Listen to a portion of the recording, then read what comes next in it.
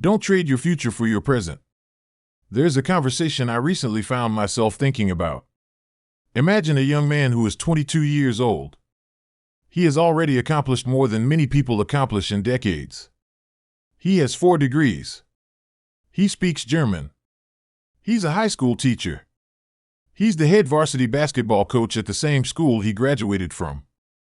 He's ambitious, intelligent, disciplined, and apparently has a good relationship with his parents. He's also in love.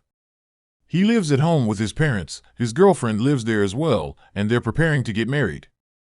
And I'm genuinely happy for him. But I found myself asking a question that has nothing to do with whether marriage is good or bad. The question is, at 22, when you're just beginning to discover how much potential you have, how do you make sure you don't accidentally trade your future for your present? That's a very different question. And perhaps it's a question we don't ask young people enough. Because we're constantly telling people when they should get married, who they should marry, what a high-value man looks like, what a high-value woman looks like, what relationships should look like, and what people supposedly owe each other. Social media has turned relationships into a marketplace of opinions. Everybody has advice. Everybody has a podcast. Everybody has a 5-minute explanation for why your relationship is failing. But very few people ask the most important question. What kind of life do you actually want to build? Before you answer that question for somebody else, you have to answer it for yourself. And that's something I've learned the hard way. I've been married 3 times. My first marriage happened when I was only 18 years old, right out of high school. I don't say that as a badge of honor.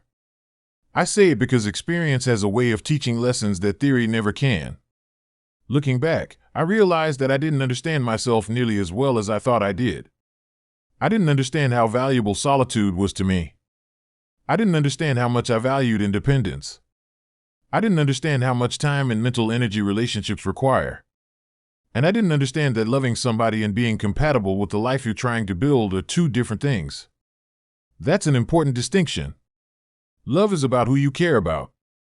Compatibility is about how you live. And those aren't always the same thing. You can love somebody deeply and still discover that the 2 of you want very different lives. You can love somebody and discover that you need far more solitude than they do. You can love somebody and discover that your ambitions require a lifestyle they're not interested in. You can love somebody and discover that your definition of freedom is completely different from theirs. None of that necessarily means somebody is bad. Sometimes it simply means 2 good people are trying to build 2 different lives. And that's why I don't think the advice to a young person should simply be, don't get married. That's too simplistic. Marriage can be wonderful. A good marriage can provide companionship, stability, encouragement, family, friendship, and someone who genuinely wants to see you succeed. The right person can actually help you pursue your dreams. So the question isn't, will marriage stop you from succeeding? The better question is, can the marriage you're entering support the life you're trying to build? That's a much more important question. Think about a young person who wants to become a collegiate or professional coach. At 22, his career is just beginning. The opportunity might come from another city. It might come from another state. It might require taking a position that doesn't pay very much. It might require working incredibly long hours. It might require relocating. It might require networking. It might require being around the right people at exactly the right time. A single 24-year-old can receive a phone call and say, "There's an opportunity in Texas. I'm going." A married 24-year-old doesn't necessarily have that same freedom. Now, that's not an argument against marriage.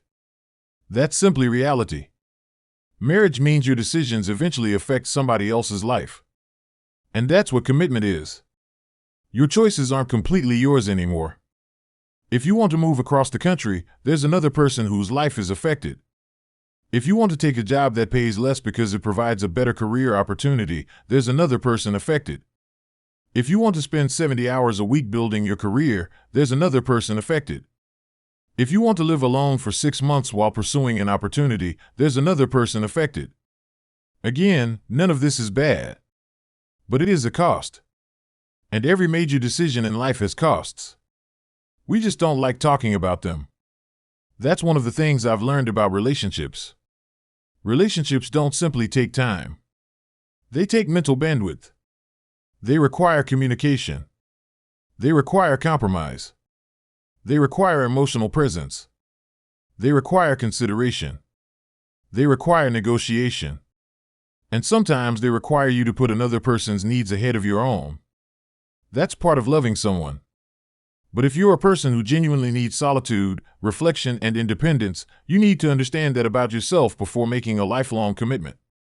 Because you shouldn't enter a marriage expecting the other person to become somebody different. And you shouldn't enter a marriage expecting yourself to become somebody different either. One of the biggest mistakes people make is falling in love with somebody and then spending the next 10 years trying to change them. I'll get him to settle down. I'll get her to become more ambitious. I'll get him to communicate more. I'll get her to spend less.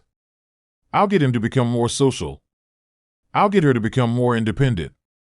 But here's the problem. You can't build a healthy marriage around potential. You have to be able to accept the person standing in front of you. People change. That's inevitable. But there's a difference between growing together and constantly trying to redesign each other. And I think young people need to hear that. Especially today. Because social media has created an entire industry around telling people what relationships are supposed to look like. You have men telling women what a high-value man is. You have women telling men what a high-value woman is. You have influencers telling people when to leave. You have podcasts telling people never to compromise. You have algorithms feeding people stories about betrayal, divorce, cheating, manipulation, and toxic relationships. And eventually people start looking at their own relationship through somebody else's lens. That's dangerous. Because your relationship isn't a podcast. Your partner isn't a social media character. And your life isn't supposed to be an algorithm. You have to think for yourself. That's especially important when you're young.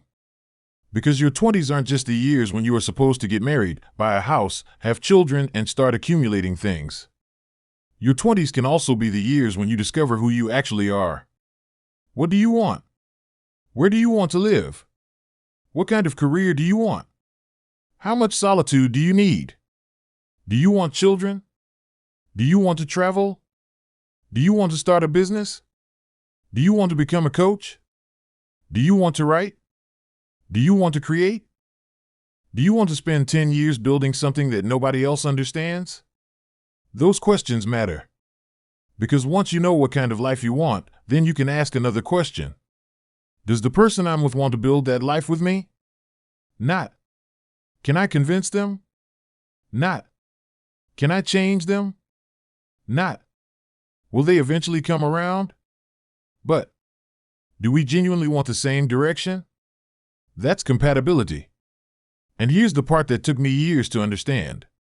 You can't get time back. Money can be replaced. Careers can be rebuilt.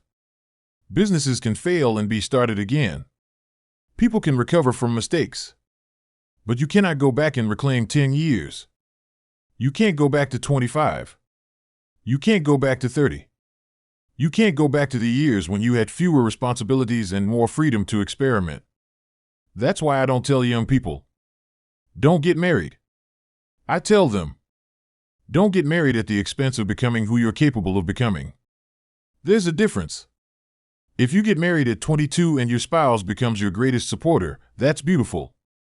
If you get married at 22 and the two of you build careers, businesses, families, and memories together, that's beautiful too. But if you get married and slowly abandon every dream you had because maintaining the relationship became more important than maintaining yourself, eventually you may wake up and wonder, where did I go? That's the danger. And sometimes the person you're married to isn't even the villain. Sometimes nobody did anything wrong.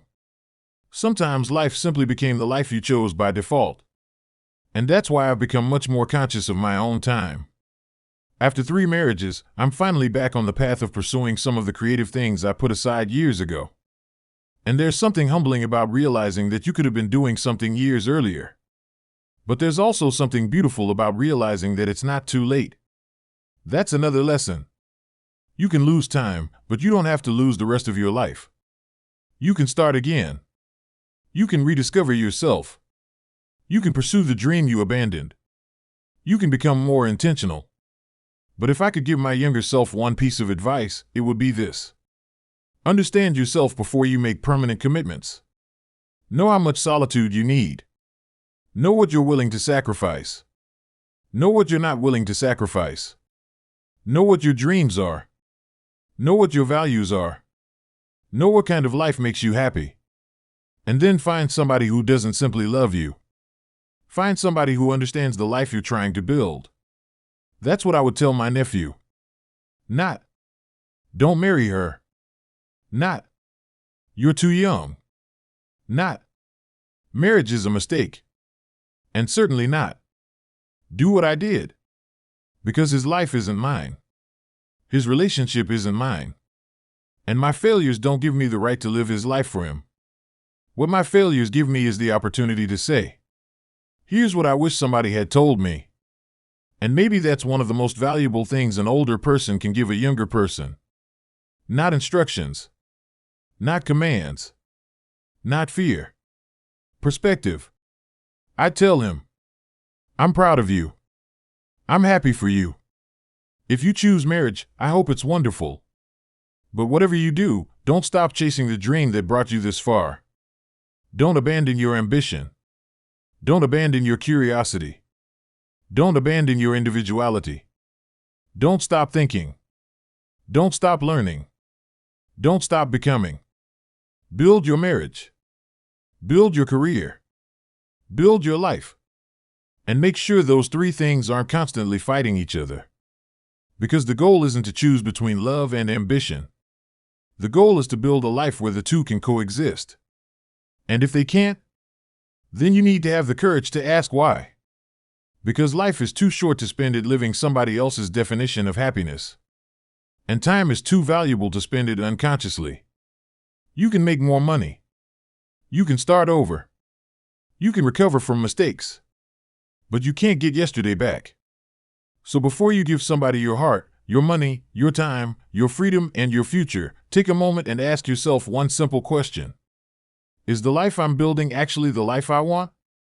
Because you don't want to wake up 20 years from now and discover that you were so busy maintaining your life that you forgot to live it. That's something worth reflecting on. Smoke and Reflections.